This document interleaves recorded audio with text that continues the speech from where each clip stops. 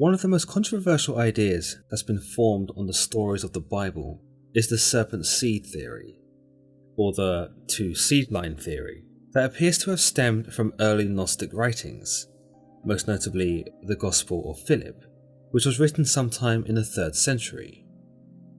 This rather sinister theory essentially provides an alternative idea for the fall of man, and while it has quite limited evidence to support it, in my opinion, it's quite a compelling and downright interesting idea to ponder upon. But before we get stuck in, a quick message from the sponsor of today's video, NordVPN. A VPN stands for a virtual private network, and is a service offered by NordVPN that will encrypt your internet activity and also protect your identity when you're online. With so much of our sensitive information now stored online, from bank details to home addresses, internet security is a must-have for any browser of the web. NordVPN will ensure that all of your internet usage is redirected through a specially configured remote server, which will see your IP address hidden and encrypt all the data you send and receive.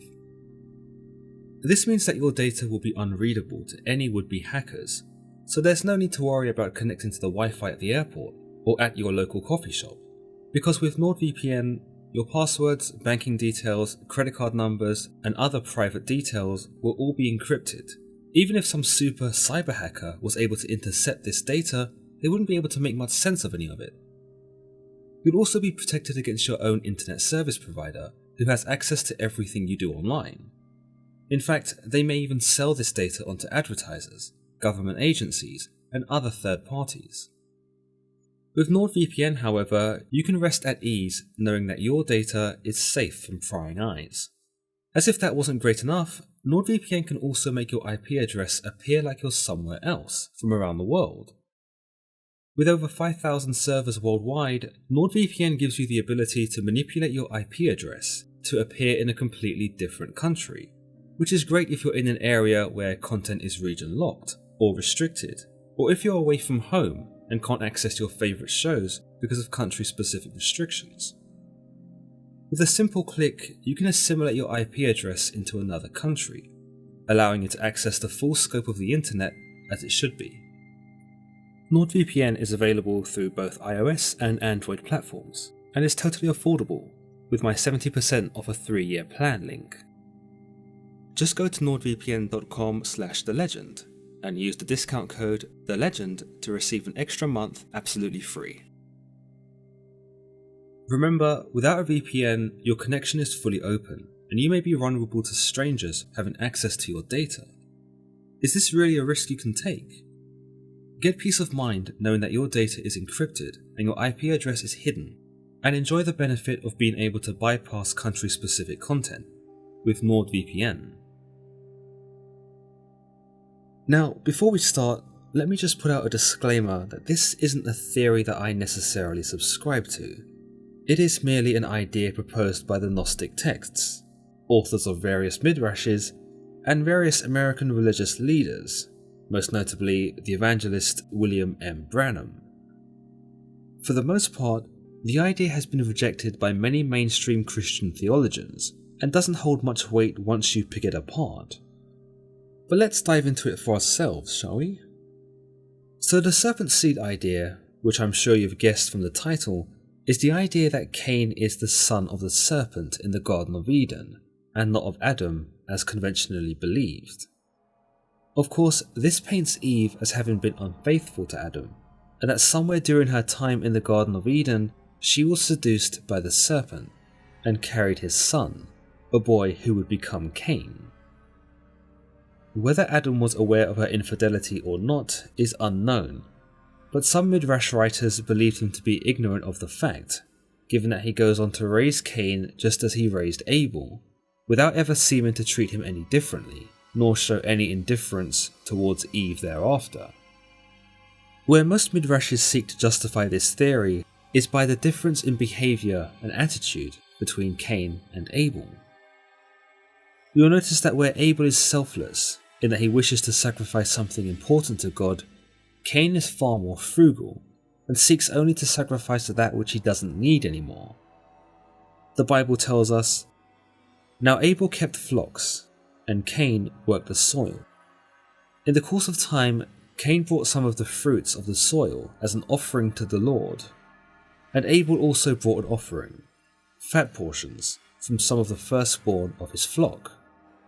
The Lord looked with favour on Abel and his offering, but on Cain and his offering he did not look with favour. So Cain was very angry, and his face was downcast. Of course, anyone reading the Bible would understand that the difference in how God treats them is in correlation to how worthy their sacrifice is. Where Abel gave God something important to him, that being the firstborn of his flock and the associated fat portions, Cain gives him fruits of the soil, and there is an implication here that Cain's sacrifice was on the stingy side by comparison. It becomes apparent that God favours Abel, but seems to kind of shun Cain. The serpent seed theory, however, attempts to justify Cain being the son of the serpent by suggesting that God didn't give Cain the same appreciation, not because he was disappointed in his sacrifice, but because he hated Cain, because Cain was the product of the serpent, his mortal enemy, Satan. Naturally, God knows all that has taken place, and so he would therefore have been aware of Eve's affair. Furthermore, he would also be aware that once more, Satan has been able to corrupt something he loved.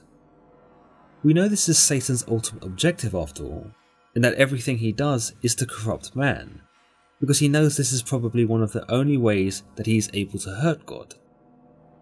Naturally, Satan hates man, and so he would do anything in his power to bring them down. But by seducing Eve, he not only gets to spite her and Adam, but he is also able to leave a permanent mark upon the world by using his offspring to spread his sin. Another idea here, though again completely unsubstantiated, is that God didn't evict Adam and Eve because they were tempted by the serpent, but because Eve had lain with the serpent. I believe this is attached because it further reinforces an early Christian idea that women are the root of all evil, and that women are responsible for the downfall of men. There is also the idea that whilst God was aware of Eve's infidelity and the illegitimacy of Cain, God shows Cain mercy, for he proceeds to tell him in the Bible, "Why are you angry? Why is your face downcast? If you do what is right, will you not be accepted? But if you do not do what is right, sin is crouching at your door. It desires to have you, but you must rule over it." So despite his parentage, and despite being the son of the serpent, God still gives Cain the benefit of the doubt. He still tries to make him into a better man, and still tries to show him the right path, instead of just casting him out from the get-go, or worse, killing him. He seeks to show Cain the righteous path, and gives him guidance in a most nurturing way, perhaps far more than he deserved, given his darker intentions. We see these same dark intentions manifest when Cain kills Abel and performs the very first murder.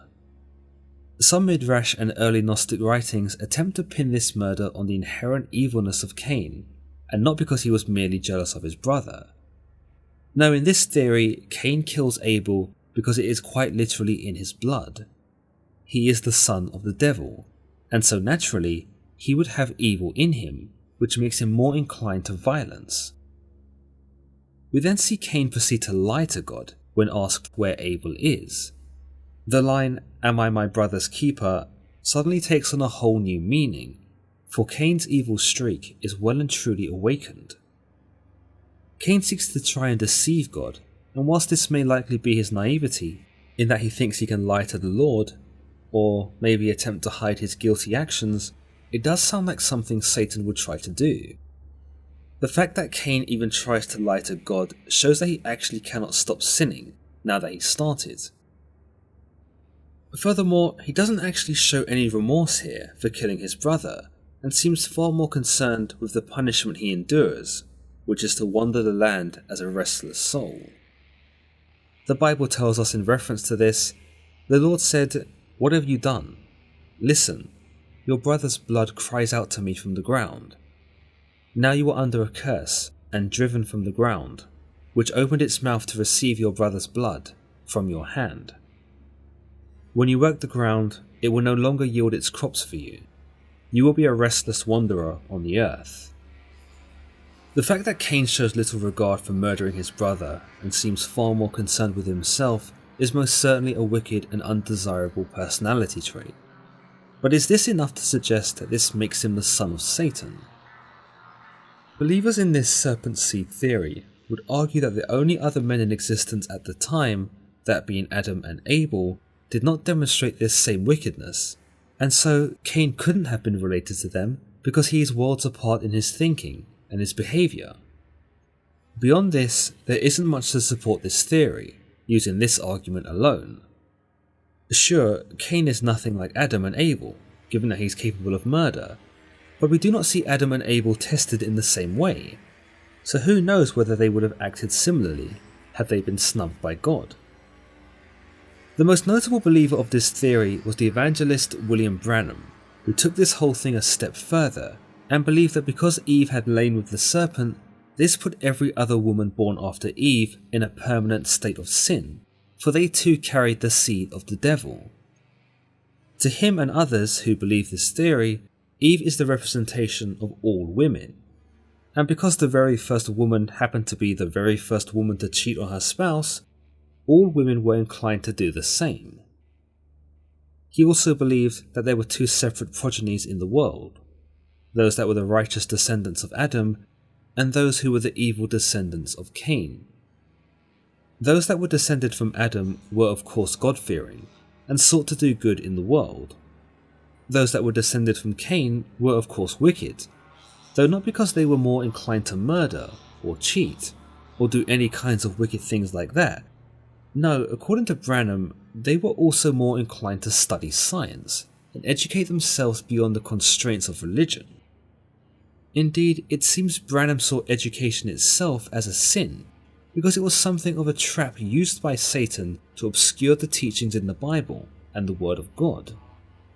To him, education and women were the two biggest factors that could lead a man into corruption, although this isn't the least of his unorthodox ideas. He also believed that the serpent, having slept with Eve, was the missing link between chimpanzee and man.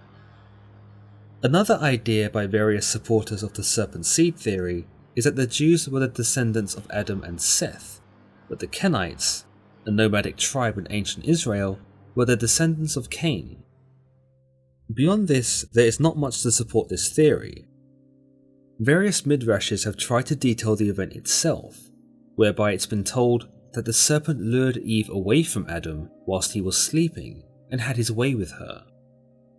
Other interpretations believe that Adam was privy to the event and was unable to stop Eve from wandering into the serpent's coils. Others believe that Eve was tricked, or perhaps didn't even consent to the seduction of the serpent. But for the most part, the most prevalent theory here is that Eve willingly lay with the serpent and begot child. In the King James Version of the Bible, Genesis 3:15 shows us the punishment that God gives the serpent after he learns that Adam and Eve have eaten from the tree of knowledge of good and evil. He says, "And I will put enmity between thee and the woman, and between thy seed and her seed." Here, God is likely referring to their offspring when he speaks of seed, and states there will always be hostility between man and serpent. But it is here where the theory in question gets its namesake as the two-seed theory, where believers see seeds in this case as literal, as in the seed within Satan and his seed which now lay within Eve.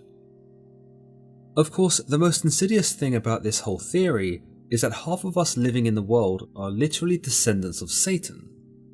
Whilst again this isn't exactly sound logic, it might be the only thing from this theory that would make a tad bit of sense. The whole theory though brings on some problematic questions and theological paradoxes. If this is true, then that would imply that demons are able to mate with humans too, and produce offspring. If not, and Satan is the only one who has this ability, then what are the chances of him doing it again? Think about it. If he was able to do it right under the nose of God in his very own garden, are we expected to believe that he never bothered to do it again on Earth, where he had far easier access and perhaps far less consequence? If this theory is to be believed, then Satan has probably been sleeping with women for thousands of years and filling up the world with his accursed spawn. To many believers, the fall of man is pretty black and white. The fall is about disobedience to God, and not because Eve had a cheeky fling. I'm pretty sure the authors of the Bible would have been keen to explicitly mention this if that was the case. Furthermore, the general consensus is that Cain was just immature in not being able to handle his emotions, and not inherently evil because he was the bastard child of Eve and Satan. Personally, I believe that the longer you stare at something, the more likely you are to derive an alternative idea, something that might not have been the original author's intention. But of course, if you disagree, it would be great to hear your thoughts in the comments below, and maybe you can shed some more light on this serpent seed theory, and point out anything I've missed.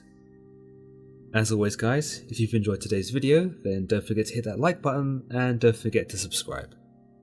Until the next time.